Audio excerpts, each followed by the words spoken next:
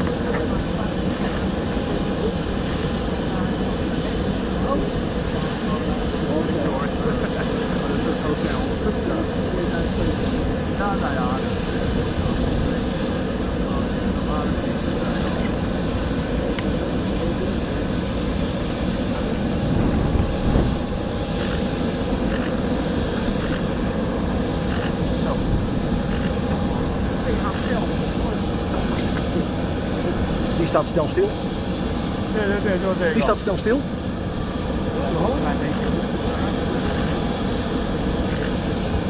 Denk je net op, Ja, denk het ook, ja. Gaat net, haal je net weg. Redden? Ja, wel. Maar het is een uur geleden.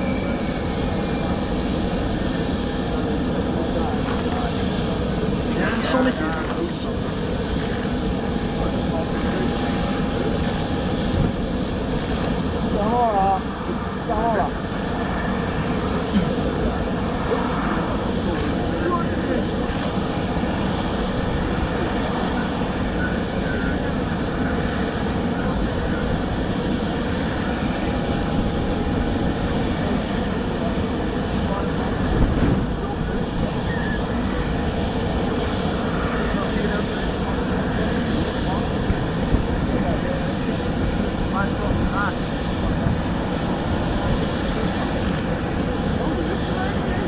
Heel klein. Ja.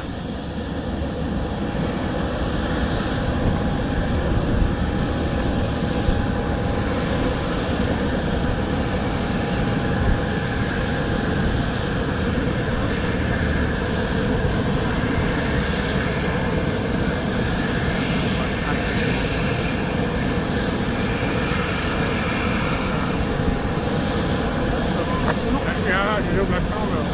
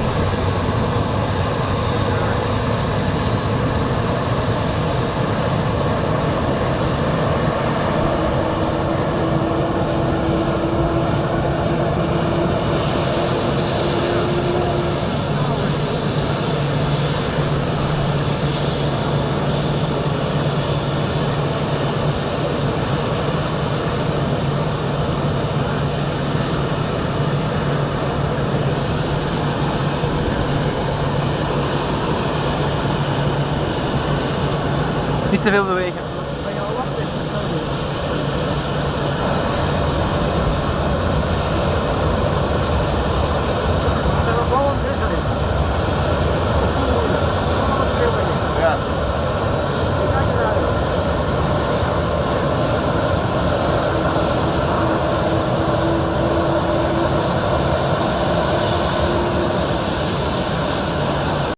ito po yung eroplano ng lulan ng dating Pangulong Rodrigo Roa Duterte at si dating Secretary Medialdea ang sakay po nito at saka isang nurse, personal nurse ng dating Pangulo.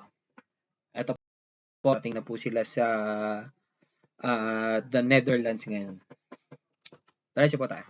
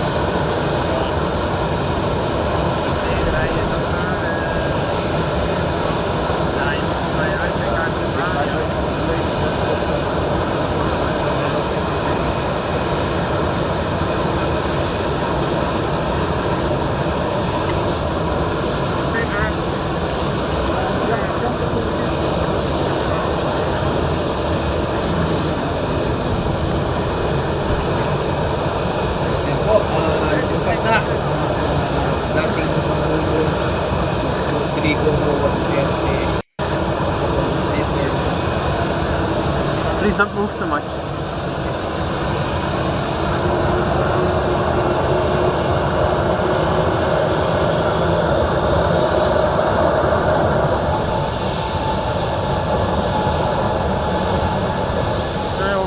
Tapos ang pag-aresto.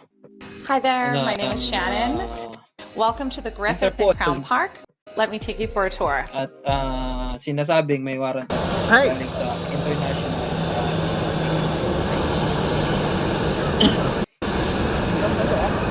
等一会儿他那个巴士。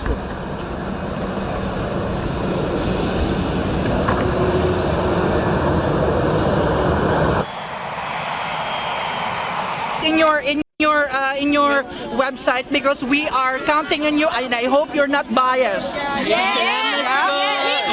Yes. Ano po yung mga Filipino community po dito sa Ay, ko ba? Should we do another one? Yeah. Yeah, that's what the second one is. Yeah, I can pack on my report. Kasi, my sister na. Yeah, they're in the last one. I think we have enough. I'm still live, Yeah, but they're off. Okay, cool. They're just Cool. I'm still in live mode. Do you think we have enough? I think we need one more in there.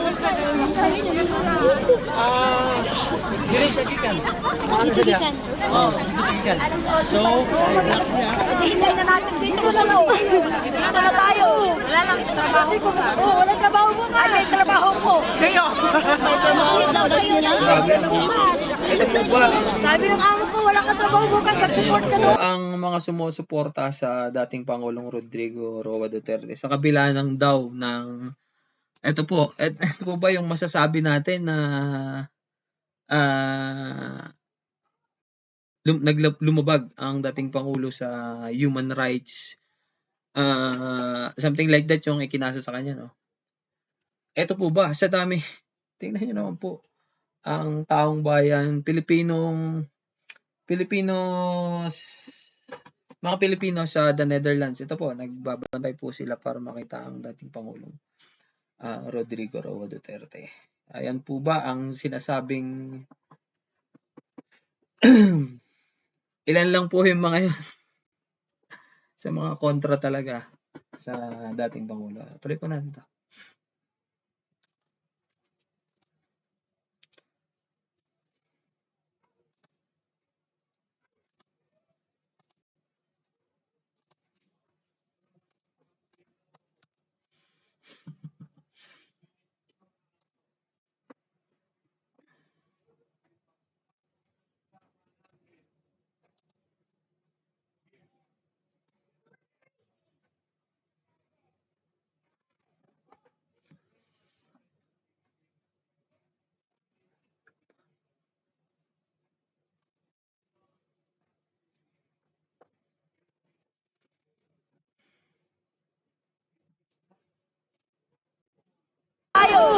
lang trabaho ko. Oo, wala trabaho ko. Ay, may trabaho ko. Ngayon.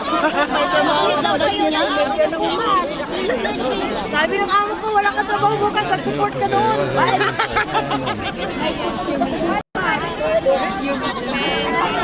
Reuters, do you want to be interviewed? Ayaw niyo pa? Sige po.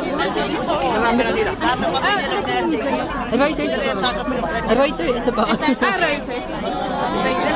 Salamat po.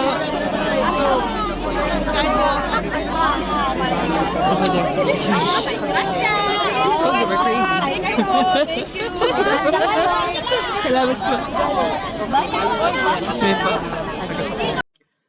Isa pa nga po palang sa mga lumalabas na balita ang pagdakip po ng International Criminal Court sa dating Pangulong Rodrigo Roa Duterte ay illegal. Maraming paglabag at illegal ang nakikita daw po ng maraming lawyer advocates. At nakikita natin at napapanood natin sa social media. Ayun po ang hindi po ako kasi po may may mga pailan-ilan pong nagko-comment sa ating social media account na fake news daw yung fake news daw yung mga sineshare natin na mga video. Actually po, sineshare ko lang po to, hindi po mismo sa akin ang gagaling. At siyempre po, malaya naman tayo makapaghatid at makapag-share ng mga bagong balita para po sa atin, para po sa mga nasa malalayong lugar sa buong mundo po. Kaya po kaya ko po, isa po ako sa mga gumagawa ng ganitong mga videos, nag-share po ako ng mga videos. Kung hindi ko po sinasabing maniwala po kayo kasi diyan na po mismo, nasa social media na po mismo, kung tinatawag nyo po kaming mga fake vloggers o whatever, nasa sa inyo po yan. Kasi po one time nung lumabas po yung arrest warrant, nasa Hong Kong pa yata po si dating Rodrigo Roa Duterte nun. Kasi po dito po kasi sa aming bansa kung saan man po kami naroon, which is dito po sa Canada. Kung gabi po sa Pilipinas, umaga po dito. Kumbaga, magkaiba po tayo ng mundo. Kung halimbawa po, yan nga po, yung ganun nga po sa Pilipinas, sometimes po nauna po kaming makaka-receive at makakapaglabas po ng mga bagong videos. Kaya po yun, nauuna po kami. Kumbaga, sometimes may hindi pa po nakakalabas at nakakarating ng na i-broadcast po sa Pilipinas. Sometimes po alam na po namin ng mga nasa ibang bansa po. At ayun nga po, masakit nga po minsan na sabihin sa amin po ay nagpapakalat ng mga fake news. Hindi po ganoon. Nag-share lang po kami kung ano po yung nakikita namin sa social media. Isa po ako doon. Share lang po namin sa social media. Okay po, malinaw po tayo doon. At ito po, hanggang dito na lang po muna yung pag-share natin dito sa pagdating ng dating Pangulong Rodrigo Roa Duterte sa the Netherlands. Okay, kung saan mo po kayo naroon at lagi po kayong mag-iingat.